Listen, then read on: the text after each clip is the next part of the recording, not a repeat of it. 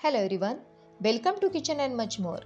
आज आपण बनवणार आहोत दावणगिरी लोणी स्पंज डोसा. बाहेरून हलका कुरकुरीत, आतून स्पंज सारखा मऊ आणि वरून लोणीदार असा.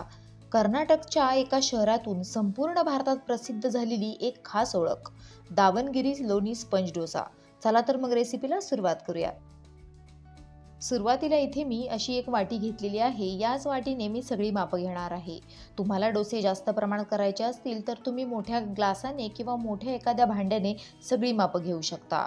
इथे मी रेशनचा तांदूळ घेतलेला आहे. बरोबर 4 वाटे इतका हा रेशनचा तांदूळ या भांड्यामध्ये घालून घ्यायचा. तुम्ही या ठिकाणी कोणताही जुना किंवा जाडा तांदूळ घेऊ शकता.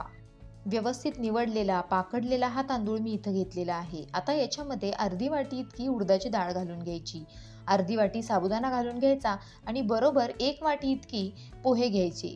हे पोहे आपण जे कांदा पोहे बनवण्यासाठी पोहे वापरतो ना, तेच पोहे याच्यामध्ये घालून घेतलेले आहेत.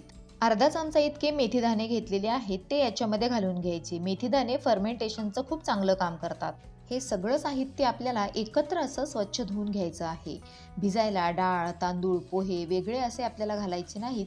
एकत्रच असं आपल्याला हे सर्व साहित्य व्यवस्थित स्वच्छ असं धुवून घ्यायचं आहे. हे सर्व 2 ते 3 पाण्यामध्ये धुवून घ्यायचं आहे आणि 2 ते 3 वेळा धुतल्यानंतर यामध्ये आपल्याला पुरेसं पाणी घालायचं आहे आणि साधारण 5 ते 6 तासासाठी हे मिश्रण पाणी घालून आपल्याला असं झाकण ठेवून भिजत ठेवून द्यायचं आहे. 5 ते 6 तासामध्ये हे सर्व साहित्य व्यवस्थित भिजेल. इथे 6 तास झालेले आहेत आणि आपण यामध्ये घातलेलं डाळ, तांदूळ, साबुदाणा हे सर्व साहित्य व्यवस्थित भिजलं देखील आहे. आता यातील पाणी आपण एका ग्लासमध्ये काढून घेणार आहोत. वाटण्यासाठी आपण याच पाण्याचा वापर करणार आहोत. भिजवताना घातलेलं पाणी आपण वाटण्यासाठी वापरल्यामुळे तयार होणारं डोश्याचं पीठ लवकर फर्मेंट होतं. उरलेलं पाणी आपण झाडाला घालू शकतो. आता हे सर्व मिक्सरच्या मोठ्या भांड्यामध्ये मी काढून घेतलेल्या पाण्याचा वापर करून बारीक असं वाटून घेतलेलं आहे.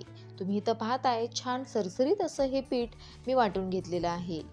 काढून घेतलेल्या पाण्यामधील पूर्ण 1 ग्लास पाणी मी हे पीठ वाटण्यासाठी वापरलेलं आहे. आता हे सर्व पीठ आपण झाकून ठेवून द्यायचं आणि रात्रभर आपण हे पीठ फर्मेंट होण्यासाठी ठेवून देणार आहोत. एखाद्या उबदार ठिकाणी हे पीठ आपण फर्मेंट होण्यासाठी ठेवून द्यायचं. दुसऱ्या दिवशी सकाळी बघा, आपलं पातेलं अर्ध भरलेलं होतं, ते आता पूर्णपणे फुगून वरती आलेलं आहे. अगदी मस्त हलकं आणि जाळीदार असं पीठ आपलं तयार झालेलं आहे. अगदी क्रीम असते तसं ना, तसं हे पीठ आपलं तयार झालेलं आहे. डाळ, तांदूळ, भिजवलेलं पाणी आपण वाटताना घातल्यामुळे अगदी थंडीत देखील हे पीठ खूप छान असं फर्मेंट झालेलं आहे. आता हे सर्व पीठ मी एकदम वापरणार नाही, त्याच्यामुळे काही पीठ मी एका भांड्यामध्ये काढून घेतलेलं आहे आणि उरलेलं पीठ फ्रीजमध्ये ठेवून दिलेलं आहे. आता याच्यामध्ये आवश्यकतेनुसार मीठ घालून घ्यायचं.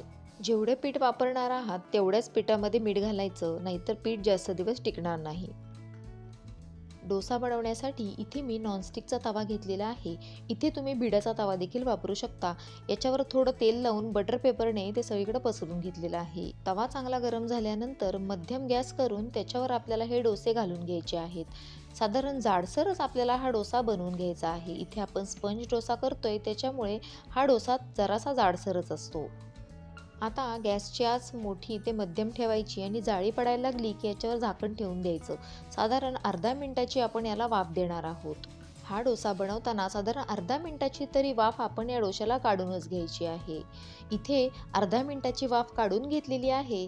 तुम्ही पाहताय काय सुंदर अशी जाळी या डोश्याला पडलेली आहे. आता याच्यावर आपलं घरचं लोणी घालायचं. बेन्ने म्हणजे काय तर बटर. कर्नाटकामध्ये बटरला बेन्ने असं म्हटलं जातं. हा डोसा बनवताना आपल्या घरचं पांढरं शुभ्र असं लोणी घालायचं, परंतु ते नसेल तर तुम्ही या ठिकाणी अमूल बटर देखील वापरू शकता. छान मध्यम ते मोठ्या गॅसवर आपल्याला हा डोसा चांगला शेकवून घ्यायचा आहे.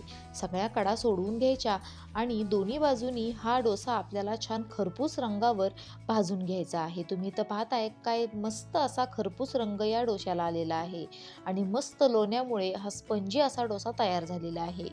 अशाच पद्धतीने मी दुसरा डोसा देखील घालून घेणार आहे.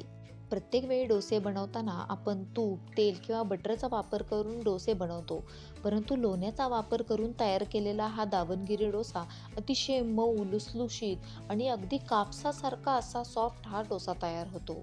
तुम्ही देखील हे डोसे बनवताना घरच्या ताज्या लोण्याचा वापर करून हे डोसे नक्की तयार करून पहा. पहिला डोसा जसा तयार झाला ना जाळीदार, सेम तसाच हा डोसा तयार झालेला आहे.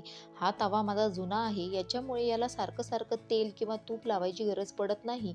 खूप छान असे डोसे या तव्यावर तयार होतात. तुम्ही देखील असा नॉनस्टिकचा तव्याचा वापर करा किंवा भिडाचा तवा असेल तर उत्तमच. त्याच्यावर देखील हे डोसे फार छान तयार होतात. ज्या दिवशी तुम्ही लोणी तयार कराल तेथील थोडंसं लोणी बाजूला काढून ठेवा आणि मी सांगते म्हणून एकदा तरी त्या लोण्यापासून हे सॉफ्ट स्पंजी दावणगिरी डोसे नक्की तयार करून पहा. आणि तुम्ही हे डोसे बनवले तर तुमचा अभिप्राय मला कमेंटमध्ये नक्कीच कळवा. मी सांगितलेलं प्रमाण अतिशय अचूक आहे. असं प्रमाण वापरून तयार केलेले डोसे अतिशय सॉफ्ट असे तयार होतात. हे तयार झालेले डोसे तुम्ही बटाट्याची भाजी किंवा साऊथ इंडियन चटणी, सांबार याच्यासोबत सर्व करू शकता. अतिशय सॉफ्ट असे हे डोसे तयार झालेले आहेत. ही तयार केलेली दावणगिरी डोसेची रेसिपी तुम्हाला कशी वाटली हे मला कमेंट बॉक्समध्ये नक्की सांगा. व्हिडिओ आवडला असेल तर लाईक करा, तुमच्या मित्रमैत्रिणींसोबत, नातेवाईकांसोबत जास्तीत जास्त शेअर करा आणि माझ्या किचन अँड मच मोर या चॅनलला सबस्क्राईब करा. चला तर मग भेटू अशाच नवनवीन पारंपरिक आणि प्रमाणबद्ध अशा रेसिपींसोबत. तोपर्यंत धन्यवाद.